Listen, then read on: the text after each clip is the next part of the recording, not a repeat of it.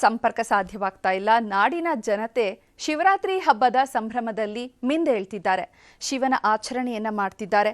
ಸಮಸ್ತ ಹಿಂದೂಗಳ ಪವಿತ್ರ ಹಬ್ಬ ಶಿವರಾತ್ರಿ. ಈ ದಿನ ಕೈಲಾಸವಾಸ ಪರಶಿವನನ್ನ ಕೋಟಿ ಕೋಟಿ ಜನರು ಭಜಿಸಿ ಪೂಜಿಸುತ್ತಿದ್ದಾರೆ. ಶಿಶಿರ ಋತುವಿನ ಮಾಘ ಮಾಸದ ಕೃಷ್ಣ ಪಕ್ಷ ಬಹುಳ ಚತುರ್ದಶಿಯಂದು ಬರುವಂತಹ ಈ ಶಿವರಾತ್ರಿ ಬಹಳ ವಿಶೇಷ. ಶಂಭೋ ಶಂಕರನನ್ನ ನೆನೆದು ಭಕ್ತರು ಪುನೀತರಾಗ್ತಿದ್ದಾರೆ. ತನ್ನನ್ನು ನಂಬಿ ಬಂದಂತಹ ಭಕ್ತರ ಇಷ್ಟಾರ್ಥಗಳನ್ನ ಎಂದಿಗೂ ಕೂಡ ಅವರಿಗೆ ಭಕ್ತಾದಿಗಳಿಗೆ ನಿರಾಸೆಯನ್ನ ಮಾಡೋದಿಲ್ಲ ಶಿವ. ಅಂತಹ ದಯಾಮಯಿ ಶಿವನ ಆರಾಧನೆಯಲ್ಲಿ ಭಕ್ತರು ನಿರತರಾಗಿದ್ದಾರೆ. ದೇಶದಾದ್ಯಂತ ವಿಶೇಷ ಪೂಜೆಗಳು ಕೂಡ ನೆರವೇರ್ತಾ ಇದೆ. ಇಡೀ ಭಾರತದಾದ್ಯಂತ ಬಹುತೇಕ ಎಲ್ಲಾ ಭಾಗಗಳಲ್ಲೂ ಕೂಡ ಆಚರಣೆ ಮಾಡುವಂತಹ ಹಬ್ಬ ಶಿವರಾತ್ರಿ. ದಿನವಿಡೀ ಪೂಜೆ ಉಪವಾಸವನ್ನ ಮಾಡಿ ರಾತ್ರಿ ಇಡೀ ಜಾಗರಣೆಯನ್ನ ಮಾಡಿ ಶಿವನನ್ನ ಆರಾಧಿಸುವಂತಹ ಸಂಪ್ರದಾಯ ಇದೆ. ಶಿವಪುರಾಣದಲ್ಲಿ ಶಿವರಾತ್ರಿ ಆಚರಣೆ ಬಂದಿರೋದ್ರಿಂದ ಅದರಿಂದ ಕಥೆಗಳು ಕೂಡ ಇದೆ. ಶಿವನ ಇವತ್ತು ಆಚರಣೆ ಮಾಡೋದಕ್ಕೆ ಏನೆಲ್ಲಾ ವಿಶೇಷತೆಗಳಿದೆ ಅನ್ನೋದನ್ನ ಕೂಡ ನಾವು ಮುಂದೆ ನೋಡ್ತಾ ಹೋಗೋಣ. ಇನ್ನು ಬೆಳಗಾವಿಯಿಂದ ಚಂದ್ರಕಾಂತ್ ಸುಗಂಧಿ ನಮ್ಮ ಜೊತೆ ನೇರ ಸಂಪರ್ಕದಲ್ಲಿ ಜಾಯ್ನ್ ಆಗಿದ್ದಾರೆ. ಚಂದ್ರಕಾಂತ್ ಸುಗಂಧಿ, ಬೆಳಗಾವಿಯಲ್ಲಿ ಶಿವರಾತ್ರಿ ಆಚರಣೆ ಯಾವ ರೀತಿ ನಡೀತಾ ಇದೆ?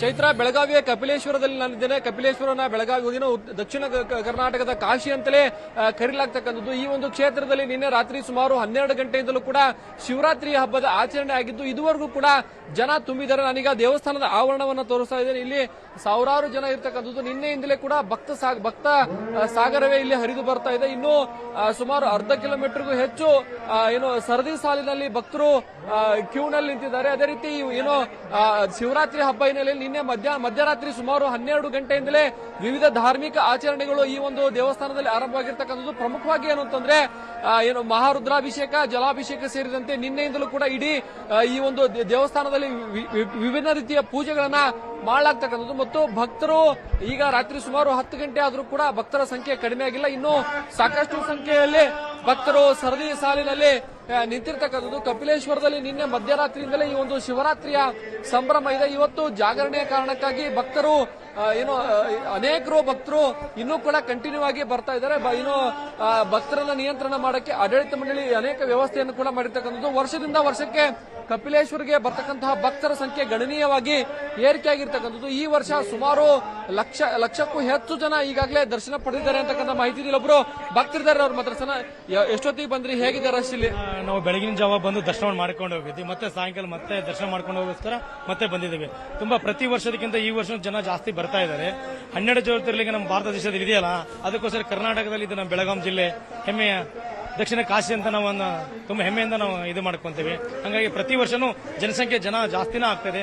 ಇದು ರಾತ್ರಿ 10 ಗಂಟೆ ಆಗಿದೆ. ಈ ರಾತ್ರಿ 10 ಗಂಟೆ ಆಗಿಲ್ಲ, ಬೆಳಗಿನ ಸೂರ್ಯೋದಯ ಆಗದಂಗೆ ಆಗ್ತಾ ಇದೆ. ಎಷ್ಟು ಜನ ಬರ್ತಾ ಇದ್ದಾರೆ. ಏನೆಲ್ಲ ಪೂಜೆಗಳಿತ್ತು ಇವತ್ತು ಬೆಳಗ್ಗಿಂದ? ಬೆಳಗಿನದ ಅಭಿಷೇಕ ಇರುತ್ತೆ, ಅನಂತರ ಭಕ್ತರಿಗೆ ಸಾಮಾನ್ಯವಾಗಿ ಎಲ್ಲ ಜನದ ಹತ್ರ ದರ್ಶನ ಇರುತ್ತೆ. ಅನಂತರ ಪ್ರತಿದಿನ ಇರುತ್ತೆ ದರ್ಶನಗಳು. ಇನ್ನು ಸುಮಾರು ಜನ ಇದಾರೆ ಕ್ಯೂ. ಸುಮಾರು 4 ಗಂಟೆ ಆಗ್ಬೋದು ಅನಿಸುತ್ತೆ ದರ್ಶನಕ್ಕೆ ನಿಂತ್ಕೊಂಡವರಿಗೆ. ಇವಾಗ ಏನ್ ಬಂದ್ ನಿಂತ್ಕೊಂಡ್ರೆ 4 ಗಂಟೆ ಆಗುತ್ತೆ, ಅಷ್ಟು ಜನ ಇದ್ದಾರೆ. ಇದು ಅಂತಕ್ಕಂಥದ್ದು ಈಗ ಶಿವನಿಗೆ ಆರತಿ ಆರಂಭ ಆಗಿರ್ತಕ್ಕಂಥದ್ದು. ಎಲ್ಲಿ ನಿಂತಹ ಭಕ್ತರೆಲ್ಲರೂ ಕೂಡ ಈ ಒಂದು ಆರತಿಯಲ್ಲಿ ಪಾಲ್ಗೊಂಡಿದ್ದಾರೆ. ಸುಮಾರು ದಕ್ಷಿಣ ಕಾಶಿ ಈ ಒಂದು ಕಪಿಲೇಶ್ವರ ದೇವಸ್ಥಾನದಲ್ಲಿ ಲಕ್ಷಾಂತರ ಜನ ಭಕ್ತರು ಇವತ್ತು ಶಿವನ ದರ್ಶನವನ್ನ ಪಡೆದಿರ್ತಕ್ಕಂಥದ್ದು. ಈಗ ದೇವಸ್ಥಾನದ ಗರ್ಭಗುಡಿಯಲ್ಲಿ ಆರತಿಯನ್ನ ಮಾಡಲಾಗ್ತಕ್ಕಂಥದ್ದು. ಇದಕ್ಕೆ ಎಲ್ಲ ಭಕ್ತರು ನಿಂತುಕೊಂಡು ಗೌರವವನ್ನ ಸೂಚಿಸ್ತಕ್ಕಂಥದ್ದು ಸದ್ಯ ನಡೆದಿದೆ. ಒಟ್ಟು ಬೆಳಗಾವಿಯ ಕಪಿಲೇಶ್ವರದಲ್ಲಿ ಇವತ್ತು ಇಡೀ ದಿನ ಸಂಭ್ರಮ ನಡೆದಿರ್ತಕ್ಕಂಥದ್ದು. ಭಕ್ತರು ಸಾಕಷ್ಟು ಸಂಖ್ಯೆಯಲ್ಲಿ, ಲಕ್ಷಾಂತರ ಸಂಖ್ಯೆಯಲ್ಲಿ ಬಂದು ಇಲ್ಲಿ ಶಿವನ ದರ್ಶನವನ್ನ ಪಡೆದಿದ್ದಾರೆ. ಚೈತ್ರ, ಧನ್ಯವಾದ ಚಂದ್ರಕಾಂತ್ ಸುಗಂಧಿ ತಮ್ಮೆಲ್ಲ ಮಾಹಿತಿಗಾಗಿ. ಇನ್ನು ಬೆಂಗಳೂರಿನ ವಿಶೇಷ ದೇಗುಲವಾದಂತಹ ಗವಿ ಗಂಗಾಧರೇಶ್ವರ ದೇಗುಲದಿಂದ ನಮ್ಮ ಪ್ರತಿನಿಧಿ ಕಾರ್ತಿಕ್ ಇದ್ದಾರೆ. ಕಾರ್ತಿಕ್, ಗವಿ ಗಂಗಾಧರೇಶ್ವರ ದೇಗುಲ ಅಂದ್ರೇನೆ ವಿಶೇಷ. ಅಂದ್ರೆ ಏಕ ಶಿಲೆಯಿಂದ ನಿರ್ಮಾಣವಾಗಿರುವಂತಹ ದೇವಾಲಯ, ಸ್ವ ಉದ್ಭವ ಆಗಿರುವಂತಹ ಲಿಂಗವೇ ವಿಶೇಷ. ಇಂತಹ ವಿಶೇಷ ಗವಿ ಗಂಗಾಧರೇಶ್ವರ ದೇಗುಲದಲ್ಲಿ ಶಿವರಾತ್ರಿ ಯಾವ ರೀತಿ ನಡೀತಾ ಇದೆ?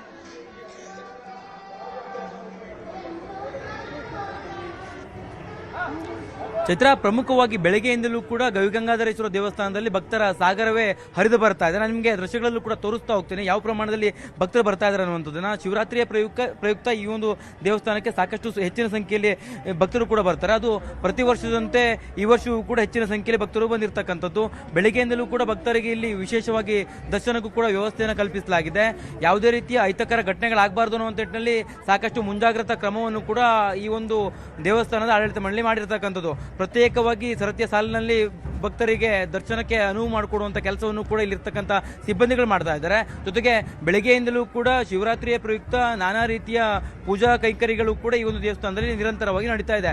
ಭಕ್ತರಿಗೆ ವಿಶೇಷವಾಗಿ ಬೆಳಗಿನ ಜಾವವರೆಗೂ ಕೂಡ ಇವತ್ತು ಈ ಒಂದು ದೇವಸ್ಥಾನದಲ್ಲಿ ಅಂದರೆ ದೇವರ ಒಂದು ದರ್ಶನಕ್ಕೆ ವ್ಯವಸ್ಥೆಯು ಕೂಡ ಇರ್ತಕ್ಕಂಥದ್ದು.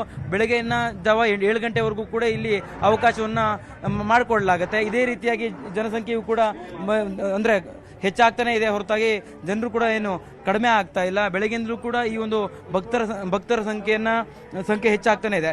ಪ್ರಮುಖವಾಗಿ ಶಿವರಾತ್ರಿ ಅಂತಂದರೆ ಈ ಒಂದು ಗವಿಗಂಗಾಧರೇಶ್ವರ ದೇವಸ್ಥಾನಕ್ಕೆ ಹೆಚ್ಚಿನ ಸಂಖ್ಯೆಯಲ್ಲಿ ಜನರು ಕೂಡ ಹರಿದು ಬರ್ತಾರೆ. ಬೇರೆ ಬೇರೆ ಭಾಗದಿಂದಲೂ ಕೂಡ ಈ ಒಂದು ದೇವಸ್ಥಾನಕ್ಕೆ ಶಿವರಾತ್ರಿಯ ಪ್ರಯುಕ್ತವೇ ಭೇಟಿ ಕೊಡಬೇಕು ಅನ್ನುವಂಥ ನಿಟ್ಟಿನಲ್ಲಿ ಸಾಕಷ್ಟು ಭಕ್ತರು ಕೂಡ ಆಗಮಿಸುವಂಥದ್ದು. ಪ್ರಮುಖವಾಗಿ ಈ ಒಂದು ದೇವಸ್ಥಾನದ ಆಡಳಿತ ಮಂಡಳಿಯು ಕೂಡ ಸಾಕಷ್ಟು ಸಿದ್ಧತೆಗಳನ್ನು ಮಾಡಿಕೊಂಡಿದೆ. ಯಾವುದೇ ರೀತಿಯ ಅಹಿತಕರ ಘಟನೆಗಳಾಗಬಾರ್ದು ಅನ್ನೋ ನಿಟ್ಟಿನಲ್ಲಿ ಸಾಕಷ್ಟು ವ್ಯವಸ್ಥೆಗಳನ್ನು ಕೂಡ ಮಾಡಿಕೊಂಡಿರ್ತಕ್ಕಂಥದ್ದು. ಬೆಳಗ್ಗೆಯಿಂದಲೂ ಈ ಒಂದು ಭಕ್ತರ ಸಂಖ್ಯೆ ಹರಿದು ಬರ್ತಾ ಇದೆ. ಜೊತೆಗೆ ವಿಶೇಷವಾಗಿರುವಂಥ ವ್ಯವಸ್ಥೆಗಳನ್ನು ಕೂಡ ಕಲ್ಪಿಸಲಾಗಿದೆ. ಪ್ರತಿ ನಿಮಿಷಕ್ಕೂ ಇಲ್ಲಿ ವಿಶೇಷವಾಗಿರುವಂತಹ ಪೂಜಾ ಕೈಂಕರ್ಯಗಳನ್ನು ಕೂಡ ದೇವಸ್ಥಾನದಲ್ಲಿ ಮಾಡ್ತಾ ಇರ್ತಕ್ಕಂಥದ್ದು. ಈಗಾಗಲೇ ಅಂದರೆ ಭಕ್ತರಿಗೂ ಕೂಡ ಬೆಳಗಿನ ಜಾವದವರೆಗೂ ಕೂಡ ಅವಕಾಶವನ್ನು ಕೊಡ್ತೇವೆ ಅನ್ನುವಂಥ ಮಾಹಿತಿಯನ್ನು ಇಲ್ಲಿರ್ತಕ್ಕಂಥ ಆಡಳಿತ ಮಂಡಳಿ ಕೊಟ್ಟಿದೆ. ಬೆಳಗಿನವರೆಗೂ ಕೂಡ ಈ ಒಂದು ದೇವಸ್ಥಾನದಲ್ಲಿ ದೇವರ ದರ್ಶನವನ್ನು ಭಕ್ತರು ಬಂದು ಮಾಡಬಹುದು. ಜೊತೆಗೆ ಪ್ರಮುಖವಾಗಿ ನಾವು ಗಮನಿಸಬೇಕು, ದೇವಸ್ಥಾನದ ಆಡಳಿತ ಮಂಡಳಿಯು ಕೂಡ ಈಗಾಗಲೇ ಸಾಕಷ್ಟು ಸಿದ್ಧತೆಗಳನ್ನು ಮಾಡ್ಕೊಳ್ತಾ ಇರ್ತಕ್ಕಂಥದ್ದು. ಬಂದಿರತಕ್ಕಂತಹ ಪ್ರತಿಯೊಬ್ಬ ಭಕ್ತರಿಗೂ ಕೂಡ ಇಲ್ಲಿ ಪ್ರಸಾದವನ್ನು ಕೂಡ ವಿತರಣೆಯನ್ನು ಮಾಡ್ತಾ ಇರ್ತಕ್ಕಂಥದ್ದು. ಅಂದರೆ ಈ ಒಂದು ದೇವಸ್ಥಾನಕ್ಕೆ ಪ್ರತಿ ವರ್ಷವೂ ಕೂಡ ಸಾಕಷ್ಟು ಸಂಖ್ಯೆಯಲ್ಲಿ ಜನ ಬರುವಂಥ ಕಾರಣಕ್ಕಾಗಿ ಸಾಕಷ್ಟು ಸಿದ್ಧತೆಗಳನ್ನು ಸ್ವಯಂ ಸೇವಕರನ್ನು ಕೂಡ ಇಲ್ಲಿ ನಿಯೋಜನೆಯನ್ನು ಮಾಡಲಾಗಿದೆ. ಈ ಒಂದು ಗವಿಗಂಗಾಧರೇಶ್ವರ ದೇವಸ್ಥಾನ ಯಾವ ರೀತಿಯಾಗಿ ವಿಶೇಷ ಅಂತಂದರೆ ಶಿವನ ಒಂದು ಭಕ್ತರು ವಿಶೇಷವಾಗಿ ಈ ಒಂದು ದೇವಸ್ಥಾನಕ್ಕೆ ಬರಬೇಕು ಅನ್ನೋ ನಿಟ್ಟಿನಲ್ಲಿ ಸಾಕಷ್ಟು ಪ್ರಯತ್ನವನ್ನು ಪಟ್ಕೊಂಡು ಇಲ್ಲಿ ಬರ್ತಾರೆ. ಸಂಕ್ರಾಂತಿಗಿರ್ಬೋದು, ಹಾಗೆ ಈ ರೀತಿಯ ಶಿವರಾತ್ರಿ ಪ್ರಯುಕ್ತ ಆಗಿರ್ಬೋದು, ಇಲ್ಲಿ ಹೆಚ್ಚಿನ ಸಂಖ್ಯೆಯಲ್ಲಿ ಭಕ್ತರು ಕೂಡ ಭೇಟಿಯನ್ನು ಕೊಡ್ತಾರೆ. ಈ ವರ್ಷವೂ ಕೂಡ ಸಾಕಷ್ಟು ಸಂಖ್ಯೆಯಲ್ಲಿ ಭಕ್ತರು ಆಗಮಿಸಿರ್ತಕ್ಕಂಥದ್ದು. ಈಗಾಗಲೇ ಇಲ್ಲಿ ವಿಶೇಷವಾಗಿರುವಂತಹ ಒಂದು ಕಾರ್ಯಕ್ರಮಗಳು ಕೂಡ ನಡೀತಾ ಇರ್ತಕ್ಕಂಥ ನಾನು ಇವಾಗ ದೃಶ್ಯಗಳಲ್ಲೂ ಕೂಡ ತೋರಿಸ್ತಾ ಹೋಗ್ತೀನಿ. ಯಾವ ರೀತಿಯಾಗಿ ಇಲ್ಲಿ RSSನ ಸ್ವಯಂ ಸೇವಕರು ಇಲ್ಲಿ ವಿಶೇಷವಾಗಿರ್ತಕ್ಕಂಥ ಒಂದು ಕಾರ್ಯಕ್ರಮವನ್ನು ಕೂಡ ಮಾಡಿಕೊಡ್ತಾ ಇರ್ತಕ್ಕಂಥ ನಿಮಗೆ ದೃಶ್ಯಗಳಲ್ಲೂ ಕೂಡ ಗಮನಿಸಬಹುದು. ಈ ಒಂದು ಗವಿಗಂಗಾಧರೇಶ್ವರ ದೇವಸ್ಥಾನದ ಒಂದು ವಿಶೇಷವಾಗಿ RSSನ ಪಥಸಂಚಲನ ಆಗುತ್ತಲ್ಲ, ಆ ಒಂದು ಪಥಸಂಚಲನವನ್ನು ಇಲ್ಲಿರ್ತಕ್ಕಂಥ ಸ್ವಯಂ ಸೇವಕರು ಮಾಡ್ತಾ ಇದ್ದಾರೆ. ಈ ಒಂದು ದೇವಸ್ಥಾನದಲ್ಲಿ ಬೆಳಗ್ಗೆಯಿಂದಲೂ ಕೂಡ RSSನ ಸ್ವಯಂ ಸೇವಕರು ಕೂಡ ಈ ಒಂದು ದೇವಸ್ಥಾನದಲ್ಲಿ ಬಂದಿತ್ತು. ಓಕೆ ಕಾರ್ತಿಕ್, ಧನ್ಯವಾದ ತಮ್ಮೆಲ್ಲ ಮಾಹಿತಿಗಾಗಿ. ಇವತ್ತಿನ ನಮ್ಮ ಹರಹರ ಮಹಾದೇವ ವಿಶೇಷ ಕಾರ್ಯಕ್ರಮದಲ್ಲಿ ನಮ್ಮ ಜೊತೆ ಜಾಯ್ನ್ ಆಗಿದ್ದಾರೆ ನಾಗರಾಜ ನಕ್ಷತ್ರಿ, ಧಾರ್ಮಿಕ ಚಿಂತಕರು. ಸರ್, ಕಾರ್ಯಕ್ರಮಕ್ಕೆ ಸ್ವಾಗತ. ಶಿವರಾತ್ರಿ ಹಬ್ಬ ಅಂದ್ರೆ ಇಡೀ ದೇಶದಾದ್ಯಂತ ಆಚರಣೆ ಮಾಡುವಂತಹ ಹಬ್ಬ, ಹಿಂದೂಗಳ ಪವಿತ್ರ ಹಬ್ಬ. ಮೊದಲಿಗೆ ಈ ಶಿವರಾತ್ರಿ ಹಬ್ಬದ ಆಚರಣೆಯ ಪೌರಾಣಿಕ ಹಿನ್ನೆಲೆ ಏನು ನಾಗರಾಜ್ ಸರ್? ಮೊಟ್ಟ ಮೊದಲನೆಯದಾಗಿ ಕನ್ನಡ ನಾಡಿನ ಸಮಸ್ತ ಜನತೆಗೆ ಶಿವರಾತ್ರಿಯ ಪರ್ವಕಾಲದ ಶುಭಾಶಯಗಳನ್ನು ಹೇಳುವುದರ ಮೂಲಕ ಶಿವ ಅನ್ನುವಂತಹ ಶಬ್ದದಿಂದ ನಾವು ಆರಂಭ ಮಾಡುವುದು ಸೂಕ್ತ ಅಂತ ಅನ್ನಿಸುತ್ತೆ. ಮಂಗಳ ಅಂತ ಹೇಳುವಂತಹ ಅರ್ಥವನ್ನು ಕೊಡುವಂತಹ ಶಿವ ಶಬ್ದ, ಅರ್ಥಾತ್ ಮಂಗಳ ಯಾರಿಗೆ, ಎಲ್ಲಿಗೆ, ಹೇಗೆ ಅನ್ನುವುದರ ಬಗ್ಗೆ ಸ್ವಲ್ಪ ನಾವು ನಮ್ಮದೇ ಆದಂತಹ ಅಧ್ಯಾತ್ಮದ ಚಿಂತನೆಯ ಮೂಲಕ ನಾವು ಅದರ ಬಗ್ಗೆ ಗಮನವನ್ನು ಇಟ್ಟಾಗ, ಮಂಗಳ ಅಂತ ಹೇಳುವಂತಹ ಶಬ್ದ ಬದುಕಿನ ಧನಾತ್ಮಕತೆಯ ಒಂದು ಚಿಂತನೆಯನ್ನು ಆ ಶಬ್ದ ನಮಗೆ ಕೊಡುತ್ತೆ. ಪ್ರಕೃತಿಗಾಗಲಿ ಅಥವಾ ಜೀವಿಗಳಿಗಾಗಲಿ ಅಥವಾ ಮನುಕುಲಕ್ಕಾಗಲಿ ಈ ಶಬ್ದ ಬದುಕಿನ ಆರಂಭದಲ್ಲಿ ಆಯಿತು ಅಂತಂದರೆ ಬದುಕು ಕೊನೆ ಆಗುವಾಗ ಸಾರ್ಥಕತೆಯ ಭಾವ ಹೇಳುವಂಥದ್ದು ಆ ಜೀವಿಗೆ ಬರುವುದಕ್ಕೆ ಸಾಧ್ಯ ಅನ್ನುವಂಥದ್ದು. ಹೀಗೆ ಇದು ಕೇವಲ ಶಿವರಾತ್ರಿಯ ಚಿಂತನೆಯಲ್ಲಿ ಅಲ್ಲ, ಸನಾತನ ಪರಂಪರೆಯಲ್ಲಿ, ಅರ್ಥಾತ್ ಭಾರತೀಯ ಪ್ರಾಚೀನ ಭಾರತದ ಪರಂಪರೆಯಲ್ಲಿ ನಾವು ಒಂದೊಂದು ನಮಗೆ ಖಗೋಳದ ಒಂದಷ್ಟು ವಿದ್ಯಮಾನಗಳಿಗೆ ಅನುಗುಣವಾಗಿ ನೈಸರ್ಗಿಕವಾಗಿಯೇ ನಮಗೆ ಒಂದಷ್ಟು ಖಗೋಳದ ಧನಾತ್ಮಕ ಪರಿಣಾಮದ ಅನುಭವಗಳನ್ನು ಹೇಳುವಂಥದ್ದೇ ನಮಗೆ ಈ ಪರ್ವಕಾಲಗಳು. ಖಗೋಳದ ಒಂದಷ್ಟು ವಿದ್ಯಮಾನಗಳು, ತನ್ಮೂಲಕವಾಗಿ ಈ ನಿಸರ್ಗದ ಮೇಲೆ ಬೀರುವಂತಹ ಪ್ರಭಾವಗಳು, ಆ ಪ್ರಭಾವಕ್ಕೆ ಒಂದು ವೈಶಿಷ್ಟ್ಯತೆ ಇದೆ. ಅದು ಇವತ್ತು ನಮಗೆ ಶಿವಪುರಾಣದ ಮೂಲಕ ಶಿವನ ತತ್ವದ ಚಿಂತನೆಯನ್ನು ಮಾಡಿದಾಗಲೂ ಕೂಡ ನಮಗೆ ಕಾಣುವಂಥದ್ದು ಅದೇ. ಸೂರ್ಯ ಉದಯ ಕಾಲದಲ್ಲಿ ಸೂರ್ಯನ ಉದಯಿಸುವಿಕೆ ಅನ್ನುವಂಥದ್ದನ್ನು ನಾವು ಕಂಡಾಗ ಅದು ಒಂದು ಉದಯ ಕಾಲದ ಒಂದು ಏನು ಪ್ರಕಾಶತೆ ಯಾವ ನೆಲೆಯಲ್ಲಿರ್ತದೋ ಅದಕ್ಕೆ 1000 ಪಟ್ಟು ಪ್ರಕಾಶದ ಒಂದು ತತ್ವದ ಪ್ರಕಟ ಆದಂಥ ದಿನ ಅನ್ನುವಂಥದ್ದನ್ನು ನಾವು ಪುರಾಣಗಳ ಮೂಲಕ ಇತಿಹಾಸ ನಾವದನ್ನು ಐತಿಹಾಸಿಕವಾದಂತಹ ಒಂದು ಚಿಂತನೆಯಲ್ಲಿಯೇ ಕಾಣುವಂಥದ್ದು. ಪುರಾಣ ಹೇಳಿದ ತಕ್ಷಣ ಅದಕ್ಕೊಂದು ಕಲ್ಪನೆಗಳು ಬರ್ತದೆ, ಅದಕ್ಕೊಂದಷ್ಟು ಬೇರೆ ಬೇರೆ ಆಯಾಮಗಳು ಬಂದು ಬಿಡ್ತದೆ. ಹೌದು, ಬೇರೆ ಬೇರೆ ಆಯಾಮಗಳಲ್ಲಿ ಪೂಜೆಯನ್ನ ಮಾಡ್ತಾರೆ. ಅದರ ವಿಶೇಷವಾಗಿ ರಾತ್ರಿ ಹೊತ್ತು ಹಗಲಲ್ಲಿ ಪೂಜೆ ಮಾಡುವಂತಹ ಹಬ್ಬಗಳು ಸಾಮಾನ್ಯವಾಗಿ ಇರುವಂಥದ್ದು. ಆದರೆ ರಾತ್ರಿ ಪೂರ್ತಿ ಉಪವಾಸವನ್ನ ಮಾಡಿ ಜಾಗರಣೆಯನ್ನ ಮಾಡಿ ಆಚರಣೆಯನ್ನ ಮಾಡುವಂಥದ್ದು. ಲಕ್ಷ್ಮೀಜಿ ಭಟ್ ಮೇಡಮ್, ಇವಾಗ ಉಪವಾಸವನ್ನ ಮಾಡಿ ಆಚರಣೆಯನ್ನ ಮಾಡ್ತೀವಿ ಅಲ್ವಾ, ರಾತ್ರಿ ಉಪವಾಸ ಮಾಡಿ ಜಾಗರಣೆ ಮಾಡೋದೇನಿದೆ ಅದು ವಿಶೇಷ. ಆ ಜಾಗರಣೆಯ ವಿಶೇಷತೆಗಳೇನು?